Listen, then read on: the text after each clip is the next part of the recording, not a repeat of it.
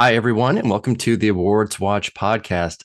I am your Awards Watch editor in chief, Erik Anderson. This is a different podcast today, a little side podcast. We're talking Emmys. We're talking Emmy predictions, nominations coming out this summer, and a very unusual race this year because we did just have the Emmys a few months ago, and we're going to have them again. And joining me today, of course, is the Awards Watch TV editor, Tyler Doster. Hello, Tyler. Hi, Eric. It's so nice to be on the podcast today. I do feel like we did just have the Emmys because we did just have the Emmys in January. And I think this is it's really throwing people off, both, us that are talking about it and within the industry that are going to be voting for shows that they just voted for. Not really, though, because they did vote last summer. And to set the stage, the strike, the SAG-AFTRA strike in the summer is the reason why last September's Emmys were pushed off all the way to January once we had started the real and official Oscar Film Awards season. So something like The Bear was winning Emmys for its first season, and it was winning Golden Globes and SAGs for its second season. And it was really that was all happening in the same week and just kind of threw people for a loop a little bit. And Tyler, was your kind of take on specifically that week and how it might impact this round of Emmy voting? It was weird, I think. It was definitely strange, like you mentioned. I don't think that anyone was prepared to have to deal with the Emmys in the middle of film award season. And it was definitely strange because I think after the voting for Emmys, there was a lull for a few months where no one was really talking about it because it'd been pushed back. And so when they came on in January and they were met with both SAG nominations and then Golden Globe Awards right then and there, um, I don't know if this year is going to be more impacted than any other year prior because the Emmys are happening 5 months before the next round of voting begins. Like you mentioned, The Bear specifically is a show to watch because the second season just came on and they were just in 1 month winning awards for two different seasons simultaneously. So I think that'll have a big impact on what happens later this year in September. But I'm not sure what we'll see when it comes to the genre shows of comedy and drama, only because those were so impacted by having to stifle their seasons.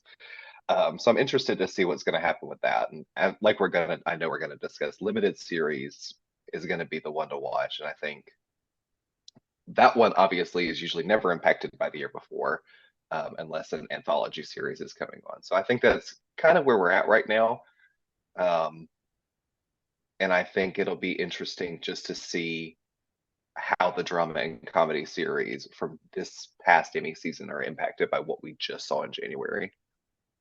Yeah, well, we're definitely going to get to comedy and drama series a little bit later, and definitely the upheaval of both of those categories, which is just going to look so very different than a lot of rubber stamping that we do see, for better or for worse. But we definitely want to start with the limited series categories because I think each year they get a little more stacked, a little more full than than previously because they are a really really popular entity now, and that's a big shift difference from how things used to be. I mean, in the older era when they were called a miniseries, they were pretty big events, and there weren't five new ones every week. Um, but right now, it's the it's the section of the Emmys that is so overstuffed and also underslotted in the number of nominations that are available. In Right. comedy and drama, we have 8 spots that are locked in for each of those, uh, the top category for drama series and for comedy series, and for acting below, it's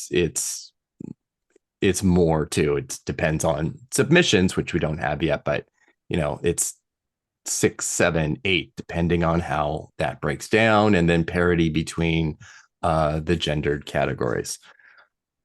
For limited series, we are locked into just 5 nominees for the top category. And I can't really recall a more cutthroat year than this year.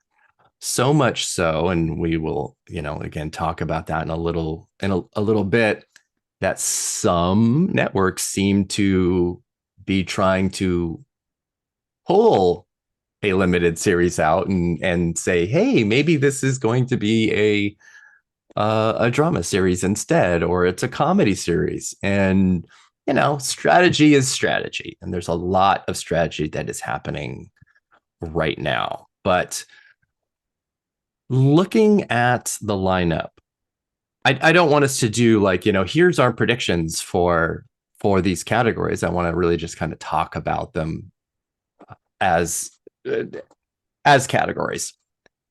But I think there's a few things that feel pretty locked in to at least the top category of limited series. And remember, there's also TV movie, which is still its own category, and some interesting choices there, to be honest. But I think a stalwart like Fargo should be a pretty easy call here. I think True Detective Night Country feels very strong, even though it has run as a limited series, as an anthology, because there are no returning characters. There are returning uh moments and sort of side Yeah. related characters to previous seasons. So there is a possibility that something like True Detective would or could go drama series. It doesn't seem like they are doing that. And then one of the surprises, I think, has been Lessons in Chemistry from Apple TV, that absolutely has completely slayed guilds and everything leading up to this Emmys race. Um, I can't say why, but it has. um, it's it's done quite well. Uh, So yeah. What do you think of those as main contenders, and where else do you think voters are going to be able to pull from? I agree with them. All three of those. Like, I mean, Fargo is it's a perennial nominee, I think, when it comes on. Everyone loves Fargo. This last season was lauded. Everyone loved Juno Temple and John Hamm together. Um, I think, like you just said, Lessons in Chemistry, I personally don't know what everyone else was seeing, but that is okay. It does seem to have come out of nowhere. I was pretty surprised just at the volume of awards it started winning in the past few months, but it's pretty much locked in. And I am interested to see how True Detective is going to do. I think Nick Pizzolatto is also interested in seeing how well True Detective is going to do. Um, I think one of the big surprises of the season, at least for me, is the raves and praise Shōgun is getting. And I think that might end up translating quite well on nomination day. At least I'm not going to lie, I hope it does. I think that's one of our best miniseries of last year. Um, and of course, recently, we just now have Ripley. Andrew Scott just got out of a press tour for All of Us Strangers. He's immediately starting another one for Ripley. I think this adaptation is going to get a lot of attention. I feel like those five are the strongest together going forward, but there's still so many. It just depends, that voters could turn towards the season of Feud. There's Fellow Travelers, Mary and George, Expats. Masters of the Air came on. I don't know if literally anybody watched that show, but it did come on. So they do like war stuff. So that just could get a nomination here or there for that. But I think the first five that were mentioned are likely presenting the strongest case to be the nominees in the top category for limited series. Yeah, I think pedigree can go pretty far sometimes in this category, and something like Masters of the Air has that pedigree. I don't think it's a very good show, but that doesn't really. I don't think that matters, and certainly my thoughts on it don't really matter that much. But I I think I think you're probably pretty close with that top five. I'm very happy to see the response to Shōgun because I think it is a masterful show, and I think it had a lot writing on it as the source material, both the monolithic novel and the previous miniseries from the 80s. It had a lot, not going against it, but it had a lot to work with and to live up to. And I think it did more than that.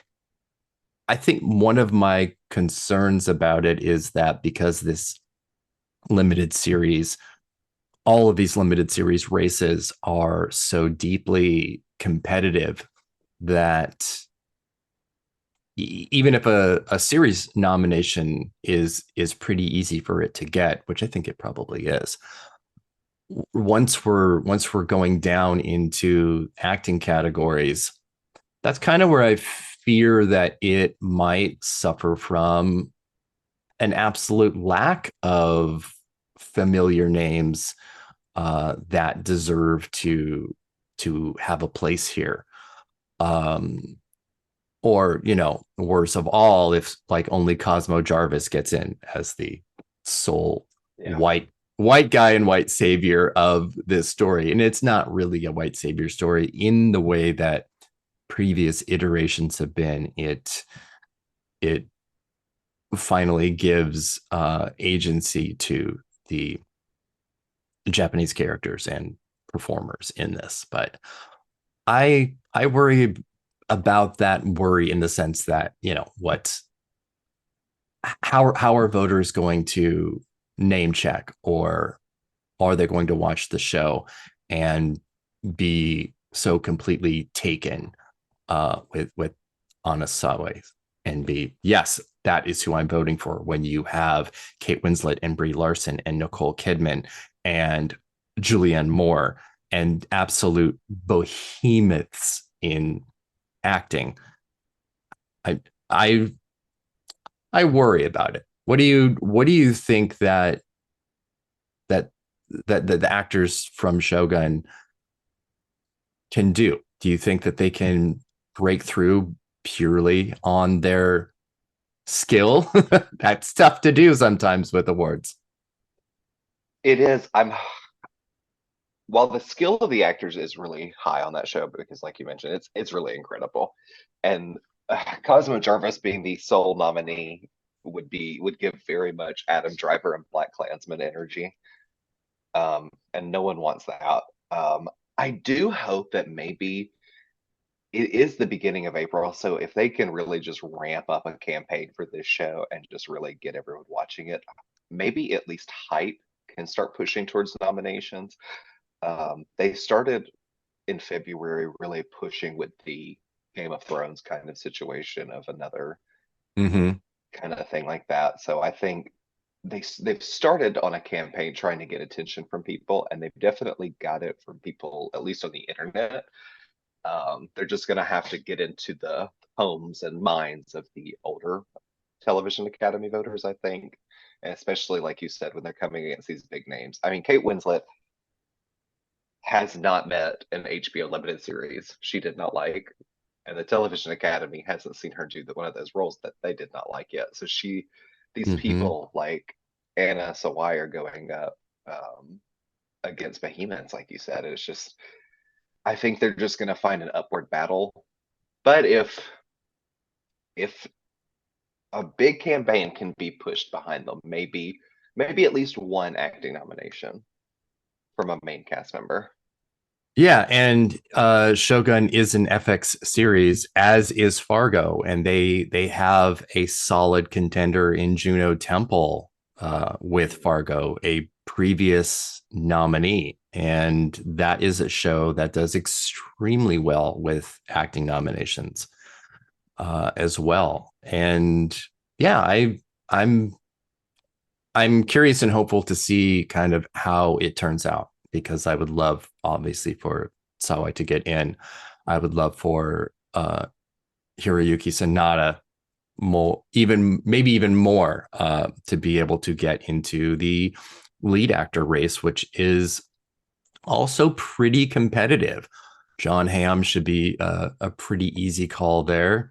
Uh, Hopefully Andrew Scott. I would really not like to go through another award season where Andrew Scott misses out. I would probably have to uh, do some insurrectionist behavior of the Television Academy if that happened. Um, Where were Matt you the first Bomer, Sunday of September? very, very that. I that's what would have to happen. Uh, Matt Bomer and Fellow Travelers absolutely should be a must here. And I think there's 6 spots here, which is a little bit better, but it's also pretty competitive because, again, like a little bit, but less so, like Best Actress, there are some big names. There's Michael Douglas and Benedict Cumberbatch that are proven contenders in both film and television. Cumberbatch and Douglas, both Emmy winners for television projects. Uh, it's there's a lot there. There's that sneaky Ewan McGregor in The Gentleman in Moscow movie. He won for his horrible Halston show. It's You just don't know. You don't know. And will the red, white, and royal blue boys get in? I don't know. I don't. It's tough. And that's not even considering Mr. Tom Hollander for his feud role for that No. voice he does for 8 episodes. I wonder if voters are are caring and paying attention to this season of Feud that the way that they did with the first. I was definitely underwhelmed with this season. It was definitely, this could have been an email of a season. Um, it was stretched out beyond its needs, to say the least. But Tom Hollander is giving her all in this, just all the way. Every scene. And good for her. But yes, it's super competitive, super competitive. Um, and there's other names too. I mean, if they go for Masters of Air, then Austin Butler is a possibility. Uh, Netflix's One Day, massive, massive hit. Leo Woodall's star Climbing and Climbing. Yeah. There's a lot of potential there. Lots. Yeah, I think it'll be interesting to see, especially Leo Woodall moving over from the White Lotus drama series um, Mm-hmm. into back into this the limited series category. Um, I think lead actress is what's it's always I know with the two of us it's always lead actress is what's on our minds, but Of course. I we have can't stop talking about it. I can't stop thinking about it. Lead actress limited series is going to be something this year. Yeah, no, it is the category that I think all of us are terrified about, and with good reason, because like I mentioned, and you have you wrote in your limited series actress piece. These are titanic performances. And I don't say that as a Kate Winslet pun, but these are major, major, major actresses in really big projects. Jodie Foster, we didn't even in just the names rattled up a minute ago. Absolutely a front runner feel here for True Detective, coming off her first Oscar nomination in 30 years. It's she is in it. And this is going to be the most cutthroat category. I think this is where it's going to be really tough for Anna Sawai, and I hope that she can break through a lot of these names. But it's going to be a bloodbath when the nominations are announced for this category. I wouldn't want to vote on it. I know that. And then there's still, of course, once again, bringing back to Feud, there's Naomi Watts, who I think it's best she's in limited series because, that like Naomi Watts' curse of television, if she's in a TV show, it gets canceled like immediately. Um, so I am excited to see her in a limited series, and she wears the hell out of that red lipstick in that show, so she could earn a nomination just on name alone. It is crazy to have so many Oscar winners and nominees in one pool of talent to be choosing from. And like you kind of just said, that's why I'm so nervous about Anna Sawai and her chances. But I think I can hope hard enough. But I think that if they're going to let one new person kind of in, I think it would be her from that show. I think that if the show continues this hype all the way to June, I think that she's going to be fine. Yes, and we did also just get the news that both Riley Keough and Academy Award nominee Lily Gladstone would both be going supporting for the Hulu series Under the Bridge. So that's one of the many very strategic things that are in place here with these gosh darn Emmys. And it is a real thing. It's a very real thing to be highly, highly strategic. Because we just don't know where voters are going to go. They could also just gravitate to Uzo Aduba, who they love and have a proven history with. Nicole Kidman in Expats, again, Oscar winner. It feels like the show has been underseen and under talked about. So I think her chances are a little lower down the list. And the irony of Naomi Watts being higher than Nicole Kidman on a Best Actress list is gag worthy just itself. And then we have Julianne Moore and Marion George. We have Elizabeth Moss in The Veil. We have established people, but voters have to watch the shows. Do you know who watches Stars? Nobody does. Definitely not Emmy voters. They do not watch Stars. They're going to have to go out of their way. Will anyone watch Annette Bening's Apple show that's not on Apple, but actually on Peacock? I don't know. It's the problem with having too many shows.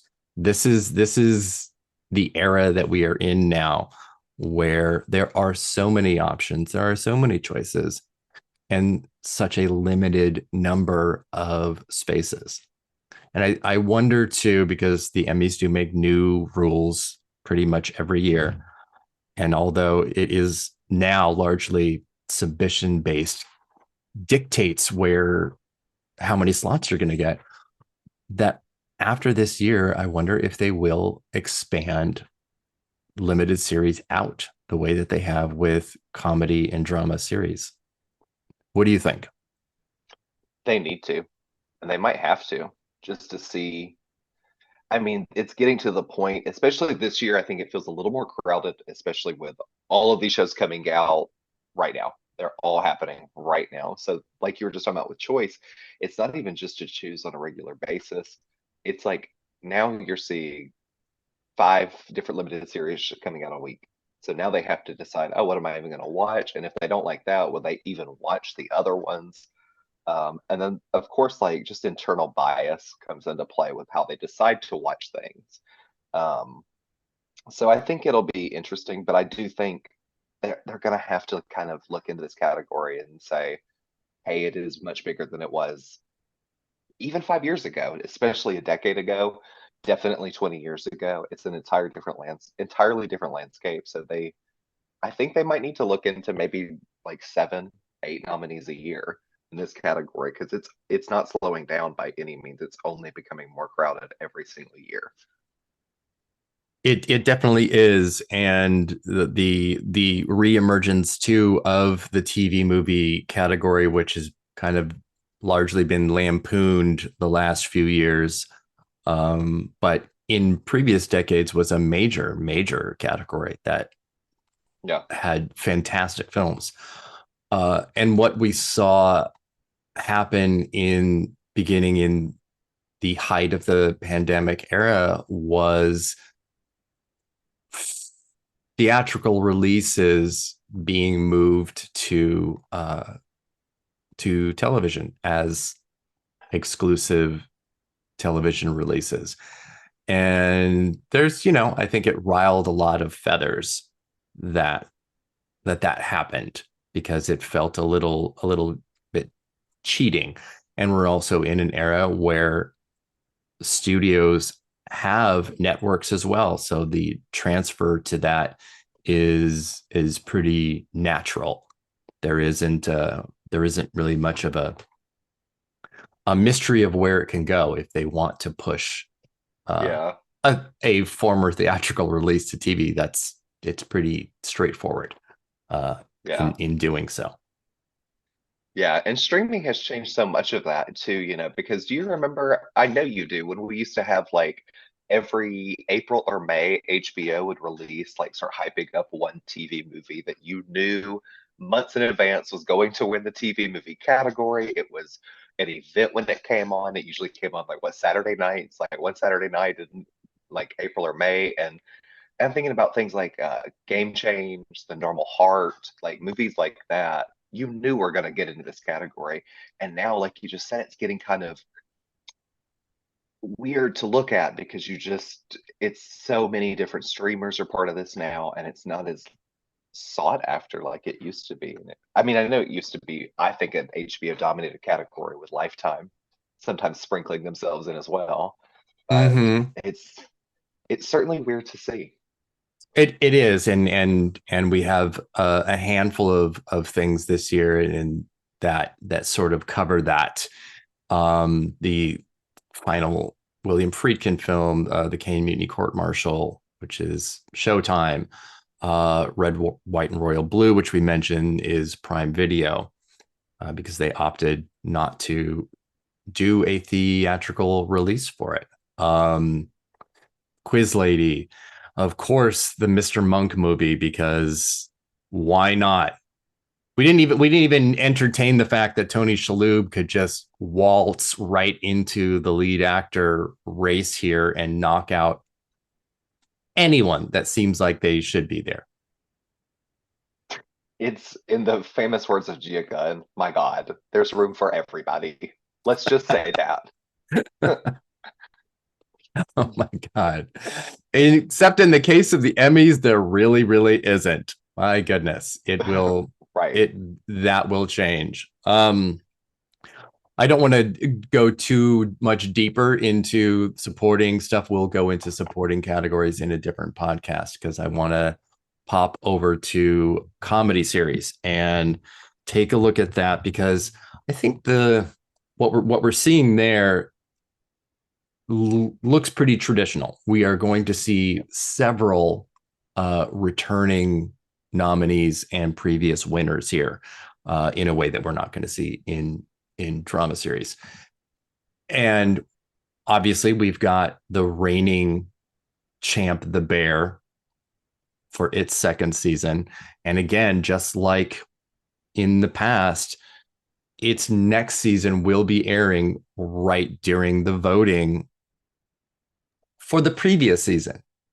And sometimes that can be extremely beneficial. Hacks is back, and I've seen the first 3 episodes. You've seen the entire season. I think we both agreed that the show is absolutely on fire. Yeah.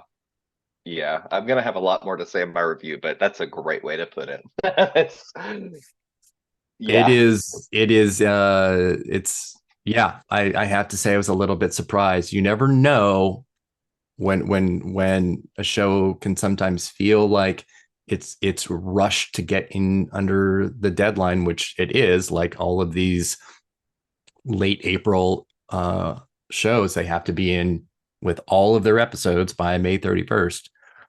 uh if there's a ding in quality, and I certainly have not seen that from Hacks. Yeah, it's very um interesting. yeah, we're gonna have Abbott Elementary back, of course. Only Murders in the Building will be back. The final season of Curb Your Enthusiasm, there's no reason to think that will not be here. What We Do in the Shadows should absolutely be able to find a spot. And then, because we have, again, 8 spots here, I think 7 and 8 are where we get to play around a little bit. I think there is a lot of possibility. I want to throw to you where you think uh what you think we might be able to see in those 2 spots if we're on the assumption that those first 6 are pretty locked in. I think the two that immediately jump out to me are both Palm Royale from Apple TV Plus, and then I think I'm just kind of throwing this out. I think that if they push it the right way, that maybe Ghosts has a chance if they can really market it the right way. Now, in a more stacked year, I wouldn't necessarily believe that. Not anything to do with the show's quality, but just because of how saturated these categories usually are. But I would love to see a show like Ghost get in. I think also we will be seeing, if I'm not mistaken, I'm a Virgo is that going into comedy? Mm-hmm. Okay, so I think Boots Riley stuff is very weird, but it does have Emmy winner Jarrell Jerome in the lead role. So even something like that could get noticed. And then I think the final one that would be on my mind is something that it's just an HBO series, The Righteous Gemstones. I think it came on like the last June or July. So it's been a while since it's come on, but um, just it's on the basis of it being an HBO comedy, it could get a little more recognition. But I do think you're right with those first 6. I don't think there's too much of an argument to put up about those being pretty good chances of getting in, at least 4 of them being almost locked in.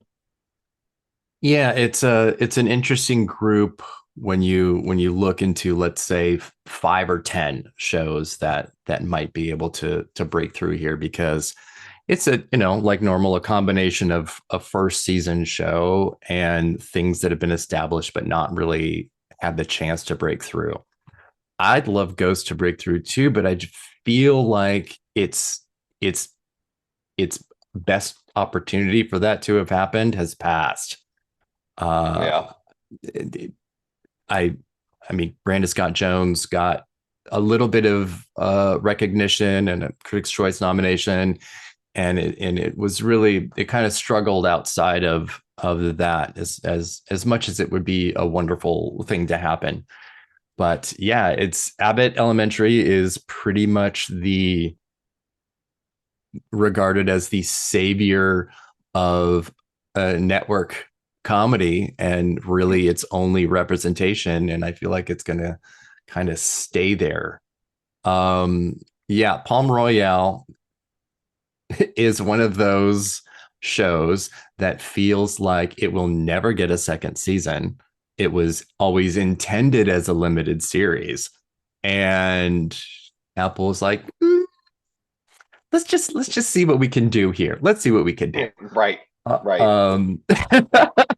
And fair, valid.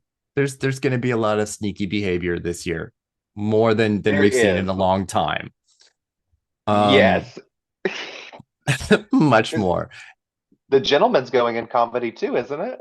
Yes, which is again another like choices. Okay, we're just making choices here. We're just like Sure. throwing darts at the board and seeing what sticks. Let's just do it. Very, very much so. I mean it makes a lot of sense in that Netflix doesn't have something else that they are going to push. It should be Girls Five Eva, but I don't think they're going to do anything with that the way that they're doing, want to do it and will do it for The Gentleman. A It's a big hit tragedy. too. Girls Five was one of the funniest shows on TV. No, it's there's really just nothing like it. But it's also one of those things I think that now that all seasons are on Netflix, it would have benefited for that to kind of happened earlier so that it could get a bit of a groundswell the way that Yeah. Schitt's Creek did, which was a nothing at the Emmys until it hit Netflix and then became known and seen. Yeah. So I kind of think it would have to happen. Outside of that, if they love Gen V as much as they love the boys, that's possible. I don't see, a canceled show like Our Flag Means Death being able to break through, although it should. Yep. I'm a little terrified of the Frasier reboot, but I mean, again, Paramount Plus is sort of like Stars in the sense that nobody is watching these networks. Nobody's watching them and they don't get voted on. They just don't. Yeah. Not at all.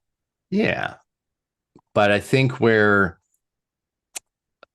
we're going to have some real fun is the acting categories of comedy, because we will have Iowa Debris graduating from supporting to lead, already a winner in supporting. She is going to Allison Janney herself into dual wins in different categories. I think she will be, but she will be up against Jean Smart and Quinta Brunson in a extremely competitive three-way race.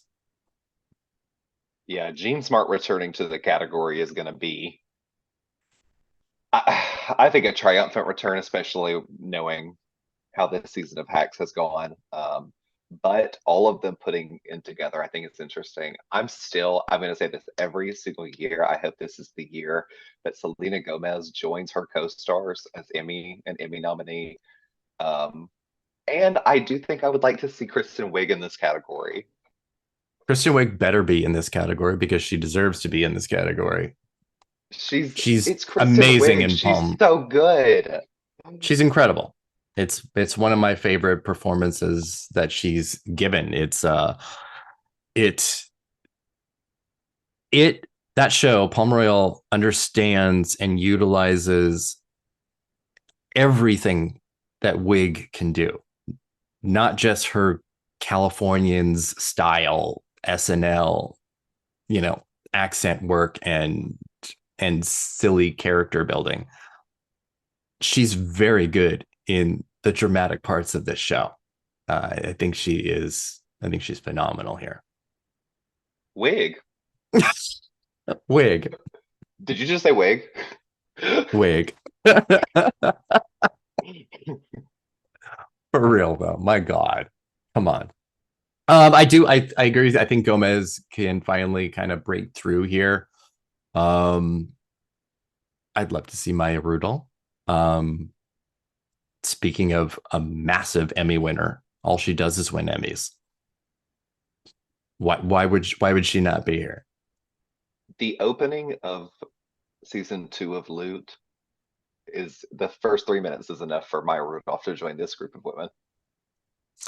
And if you are a voter and you're just kind of doing that and you just turn on a show and you watch those first 3 minutes, maybe that's like, I'm good. I am ready to vote.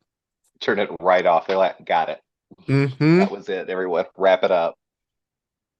It will be a crime when Renee Elise Goldsberry does not get in for Girls Five Eva because no one is doing what she's doing. Nobody, no one is doing what she's doing. I cannot get like we need a special ensemble Emmy for those 4 women. It is I love that show. I love that show. And like you just said, the way she delivers lines on that show is on another level for me. I'm rewatching the first season right now. She's She always been so good. she has, I mean, just her theatrical background is such a huge benefit here, but her character has such a level of Delulu that she could be on a season of Drag Race. Everything she does and says feels like the best Drag Race villain that the show has ever come up with. She's incredible. It does put her on the judges panel, but like in full character. I love her so much. Um, a show that we didn't, I don't remember if we did we just mention it in comedy series Reservation Dogs, a big critical hit. TCA loves it. Definitely its best and last shot to get in, Yep. which could find space for Deborah Jacobs as well in the actress category, lead actress. Yeah, yeah, actresses, Yeah. Ladies, women. ladies, women. Our mothers, all of them. That's why Feud is so um, good. yes, that is why Feud is so good. Um, all right, I guess we'll have to talk about men because, sure, why Right.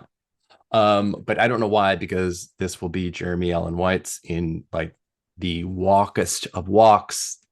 Uh, yeah, it's Yeah. almost it's It's almost embarrassing to anybody else that's going to be involved. yeah, Martin Short and Steve Martin will certainly show up to rally behind him, but he will be walking on that stage again 100%. If he went for season 1, season 2, he's already got it at his house. Mm-hmm. Oh yeah, it is engraved. Yeah. Yeah. But yeah, at least both Short and Martin can get in this year. That should be pretty easy.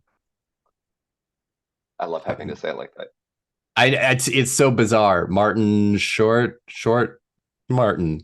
Yes, both. Larry David, presumably, should be a pretty easy call. Yeah. I think they'll Mm, definitely want to give him something for his last season. They can be annoyingly sentimental about this kind of stuff, so I wouldn't be too surprised if they threw him one, especially when there's not too much else going on. I don't know. I don't know if they're that sentimental. The Emmys have been pretty ruthless in the past, and their relationship with this show has been so strange. Uh, it's only gotten 2 wins, like a sound editing and then directing for the first season. That's it. That's the only thing that Curb has ever won, and I know for a lot of people that's just like it's a gobsmacking bit of Yeah. Emmy history. I mean, I don't think he could win. These are not shows that win acting awards. The Office, Parks, the mock doc style sort of thing and approach and look don't, unless you're Abbott Elementary. They really broke Yeah. that mold.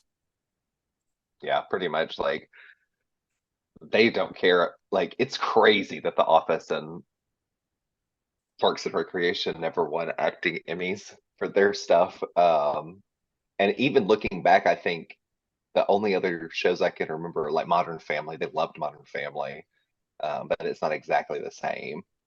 But still, I don't know. I wish they would give love to more love to What We Do in the Shadows.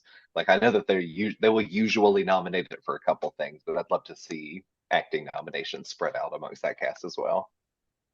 Yeah, I think there's certainly potential. Matt Berry's probably the closest, but again, it's like sometimes when a show premieres so far from the voting period, it feels like it's in the past, and it feels like a why is nobody talking about this kind of thing. And What We Do in the Shadows sort of feels like it also hit a peak a few years ago. And so I wonder if anyone cares. Will it get a writing nomination or two? Yes, it will. Every time. But outside of that, I don't know. Um, and again, there is the looming threat of Kelsey Grammer here. If anybody cares about the Frasier reboot, I don't know if they really do. That is a good way of putting him out. A Yeah, threat. it is. If It his name is. if his name pops up, it'll be a jump scare. Mm-hmm. Yeah, it will be. I will be prepared for it. Um, and I then do yes, wish, Jarrell Jerome. yeah, I mean, if previous Emmy winner for When They See Us, I think this is such a different role. I would love to see him. I loved the show. Yeah, he's pretty fantastic. I'm. I I, I think my biggest wish for the Emmys would be the two leads of the other two finishing out their run by getting nominated. Like that's definitely the not going to happen, but the way that every single person on that show should be nominated, and every guest should be nominated, like every single person. I hate that Molly Shannon doesn't already have an Emmy for this show. yeah, like the Critics' Choice did their seal of distinction for Dune 2 not that long ago, and that's fine, but it last year should have gone to the other two. Yeah, yeah, I don't even know. I don't know about all of that. Let's move over to drama, because this is an absolute OK Corral Wild West batch of crazy. It is. Um, it I barely even know where to begin, because we're looking at two shows being able to make it in here that we've seen before, and that is The Crown and The Morning Show. And when I tell you that the dearth of the drama series categories is going to put The Morning Show into like double digit nominations, guaranteed. Stop. Guaranteed. It's is going to happen. Prepare yourself for the most, unintentionally campy, horrible season of a television show in a very long time to be a double digit nominee. Not It's Morning Show happening. doing Game of Thrones numbers. It's happening. Yeah. I'm gonna be distraught. Emmy nomination leader, The Morning Show. Like, Think about it. It's possible. don't, don't. I would be, I mean, beside myself. It would take it days for me to get over it. I can't do that for her going to space. Sorry I'm to anyone who didn't know that. I'm telling you, between Reese Goes to Space and Reese Goes to January 6th, we are in an era of television that is it's a whole campsite. It's not even one tent, it's a whole campsite of crazy this season. It is. It's so funny that they just sort of dropping her character into these scenarios. They're just like, let's just see what happens. And also, she's a lesbian now. Mm-hmm.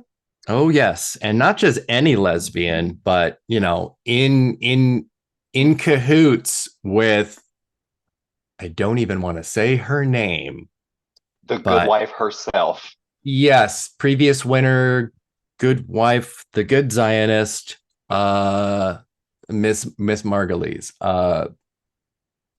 Really curious to see how that turns out for her specifically in all of this too. Uh, Jennifer Jason Leigh, for that matter, over in Fargo.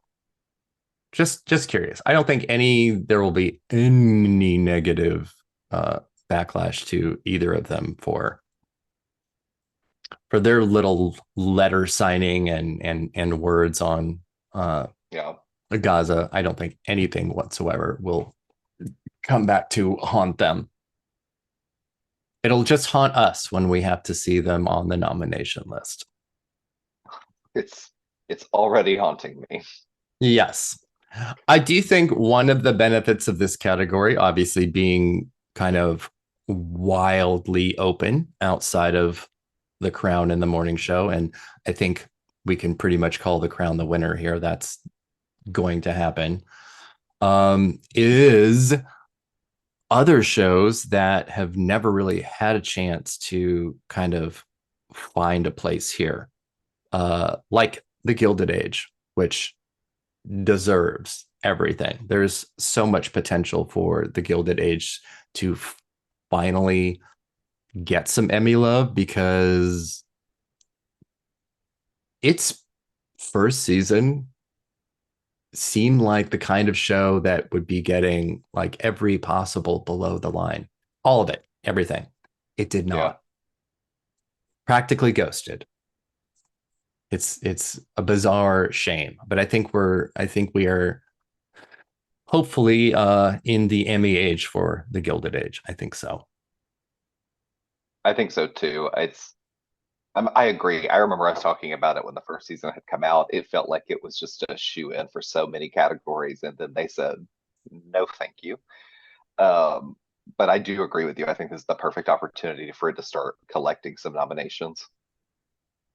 And it's HBO's only show that's realistic anyway. It will be their push, which is I'm glad for that. I'm glad Succession is out of the way to open the door to someone else from HBO Yeah. to be able to get in. It is funny and kind of strange not to have HBO dominating the drama category. Yeah, it's going to be very unique. Um, I've seen lots of predictions for Slow Horses from Apple TV, so I think this would be for its third season. Um, Hmm.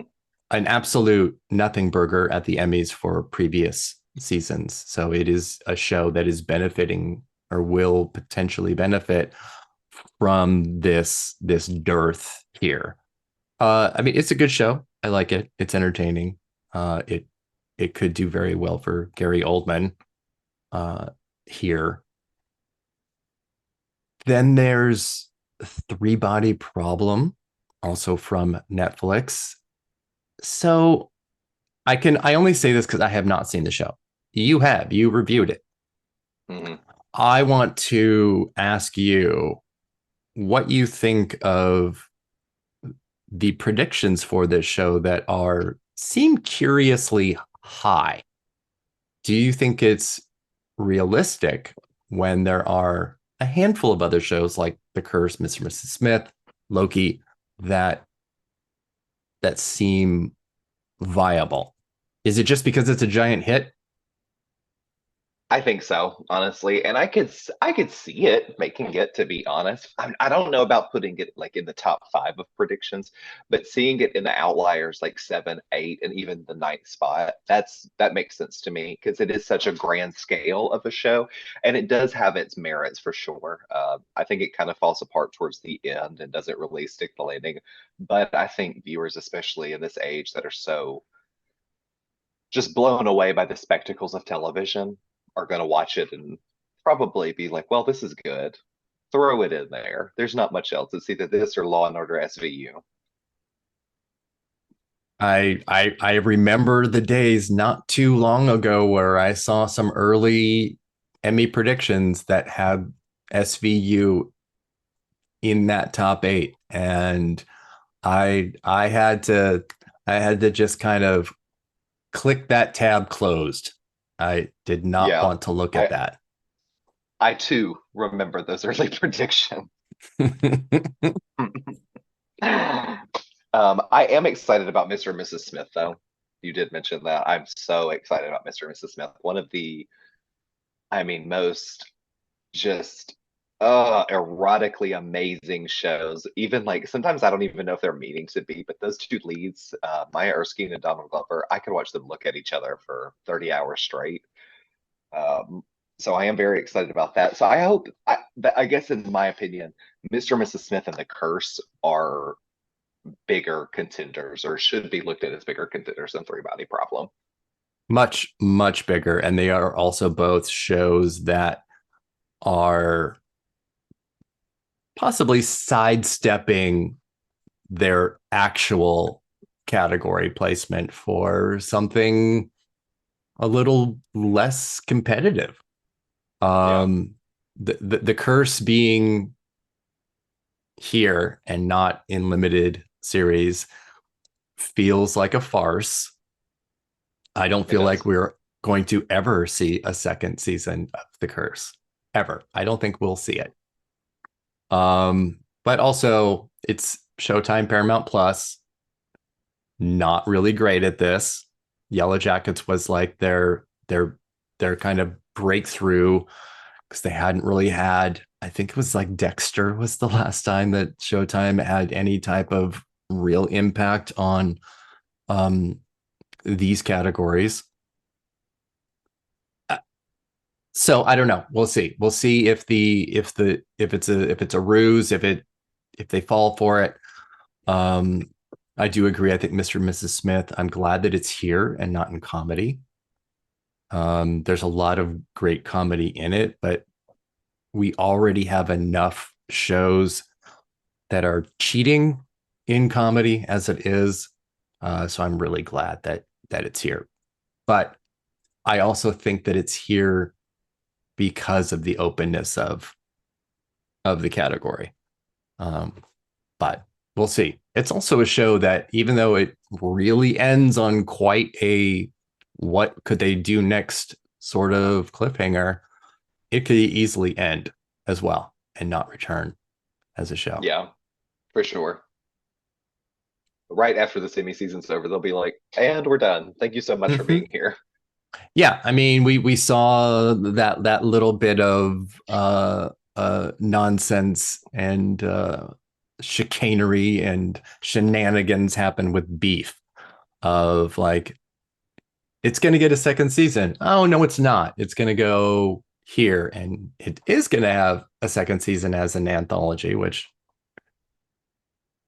we'll see Which how they that turns happen, out.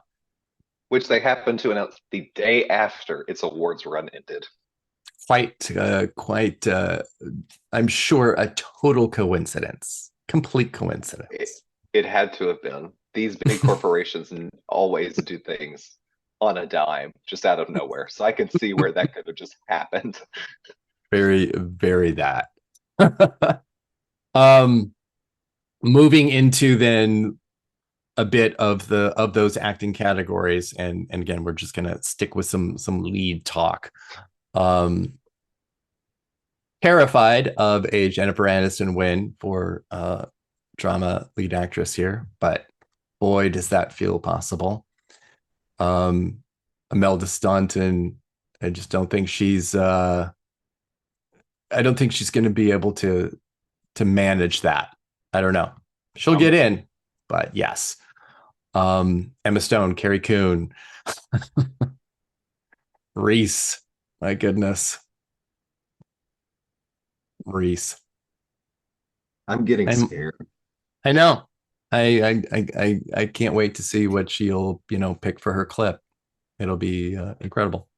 What would you do if her clip was just the arrest video. Well, see, that would be valid because I think all of Reese Witherspoon's clips for any of her nominated work should be the arrest video. Well, it'd be better than her just touching down in space. No, I am really excited about Carrie Coon possibly being able to jump into this fray. It's Carrie Coon. It's Carrie Coon. It's Carrie Coon. Yeah. She should have 17 Emmys for The Leftovers, and she has none. I know she's shooting the next season of The White Lotus right now in Thailand. And we also have a third season of The Gilded Age, which will be coming because it has been renewed. So Yep. it is the Carrie Coon era as it should be. As it should be. Mm-hmm. I'm very happy about that. My physical media pain. Yes, also that. Also very that. I don't know once we get past like those six names, it's kind of weird that I would never say locked, but they feel kind of like who's gonna really who can break that seal? Because I'm not sure what we have in the realm of a too many realistic contenders here. We have Juliette Binoche in the new look. We've got Rosario Dawson in Ahsoka. Carrie Preston, previous winner for the Good Wife universe with her new show. But I don't know. I'm not feeling anybody outside of that feels like a extreme long shot. It really does. Those six, yeah, I'm with you. I don't like saying lock, especially this early on, but it just doesn't feel like those six are going to be hardly competed with. Yeah, it's yeah. It's weird considering that the drama series category is so open, and this feels much less so. Kind of in a good way, though. This category is giving these ladies and maybe not much else. Because there's really, I just can't think of anybody right off the top of my head that could even be in contention other than the people that you listed. And like you said, those people are still long shots. I wouldn't consider them right next in line. Yeah. Even lead actor sort of feels like it has if there were five spots, I feel like the five would be pretty easy to call. Gary Oldman, Dominic West for The Crown, Donald Glover, Mr. and Mrs. Smith,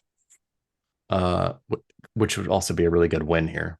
And then probably Tom Hiddleston for Loki, even if that season feels a little less talked about than the first season. Kind of the focus was largely on Kiwi Kwan, less than Hiddleston. And then we have Colin Farrell in Sugar, which you and I have both seen either the majority of or the entirety of. And it just debuted on Apple TV Plus, I think, with 2 episodes. So people are, I am not sure if they are in for what they are about to see. Same. Please feel free to reply to me on Twitter or jump in my DMs with your immediate opinions as this show unfurls. Because Yes. because Because, I hope not. oh my God, this show. I don't even want to say anything more about it than that because I was just first gobsmacked at how absolutely derivative and annoying it was. And then upon finding out why it was, it didn't change that. It actually made it a little bit worse. Yeah, it doesn't yeah, I'm with you. Yes. And that's all I want to say, because I don't want to spoil it for people at all. So No. Go on but down yeah, the line. if DMs are open, if you want a little bit of spoilage, I don't know, maybe we'll see. I don't want to get in trouble either. Right. Once it airs, though, once the whole season airs, please talk to me about it. Please. Absolutely that. Absolutely that. And then possibly Morgan Spector for the Gilded Age. Okay, the way that I need that to happen, the way that I want that to happen, and yes, that. I really think actually his Instagram should be eligible for this category as well. Correct, because Morgan Spector, when you hear this podcast, if you do, I am free, no matter when you hear it. No matter when you hear it. Thank you so much. It is, yes, a thigh-tacular performance. His Instagram, absolutely obsessed. It really But yeah, complements his performance on the show, I think. it really does. They go hand in hand. No, all seriousness, he's wonderful in this. Everyone on this show is. I would love for him to get in, even though he is a union busting asshole, but also hot. I'm sorry, but this it's always going to be a thirsty podcast if it's me and Tyler. So just Every time. manage your expectations. Where are we looking outside of that? I mean, Ben Mendelsohn, maybe. I would Idris maybe Middleton Elba. for a new look. John C. Riley winning time. Once again, these are all starting to feel like people who are in the mix, kind of, but too far actually away from the front six. And then, depending on how Fallout goes, maybe Walton Goggins. We'll see. But once again, like all of those people feel very out there to me. They don't feel like they're right behind these leading six. Yeah, I'm not sure if Goggins is supporting or lead. I think he might be supporting. Idris Elba might be able to break in for Hijack. I hope to God not. Talk about one of the worst shows I saw all last year. Oh my God. Please no. Please no. What another threat looming over us. Another threat. Yes, as somebody who has had a lot of attention with the Emmys. We talked a little bit about the curse with series, and certainly Emma Stone in actress, two-time Academy Award winner Emma Stone should be able to kind of breeze through a nomination. I'm not quite so sure about Nathan Fielder though. Yeah, Nathan Fielder, while he's good in The Curse, and apparently, I don't know if you know this, but he has a lot of very thirsty ladies online for him. Um, it's it's a weird performance, and it's once again like hers is a weird performance, but she's Emma Stone. Mm-hmm. And I don't know, especially with the way he is with the press and in interviews, if that's going to help him get a nomination. Because while he is promoting the show, he's not on the typical press run that these other people are, where they're really talking about it and that kind of stuff. He is being himself, and you're not really certain at any point, Whatever that actually is. right, kind of what's going on. Like, so I think maybe his brand of humor might just rub people in a weird way. So it'll be interesting to see if he can join the leading actors. Yeah, I think that's, yeah, I think if you're going to vote for him, it will not be based on an interview that you saw of him. Yeah, for sure not. And probably That not the last 15 minutes of the season either. yeah, so I don't know. DC feels a little bit on the outside. Yeah. I would love Jacob Anderson to get in. Actually, anything for Interview with the Vampire would be incredible. Would love that. Love it. Sure.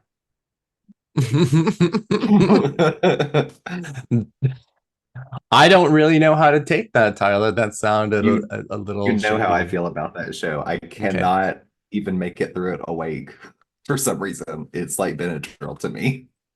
It's the homophobia for me right now, Tyler. That is absolutely I'm what's gonna what try is it one more what's wrong time. with gay vampires? Where's this coming from? I don't get it.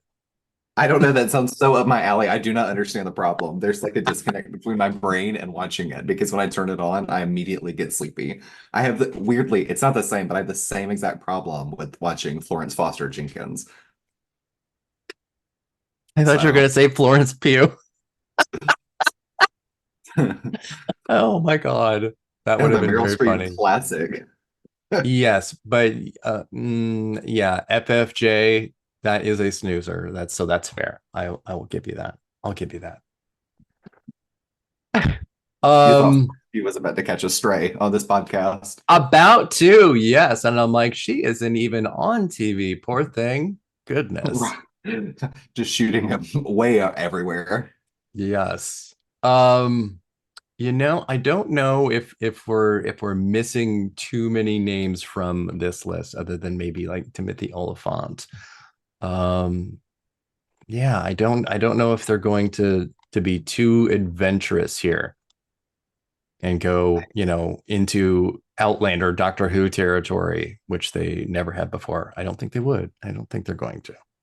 I don't think they would either, even in a year. Honestly, even in a year like this, I think they would revert back to something like Law and Order SVU before they would actually go for something like that, truthfully. Yeah, very much so. I mean, I could see Giancarlo Esposito getting in for Parrish over like 20 other people that seem like they're higher on the list. Yeah, exactly. Yeah. Yeah. Well, I think that covers a pretty good amount of where the relatively early stage of the Emmy race is. We are in early April now, and everything from events and interviews will be kicking off really in earnest in the next couple of weeks of this phase one, all in preparation for voting in June and then nominations coming out in July.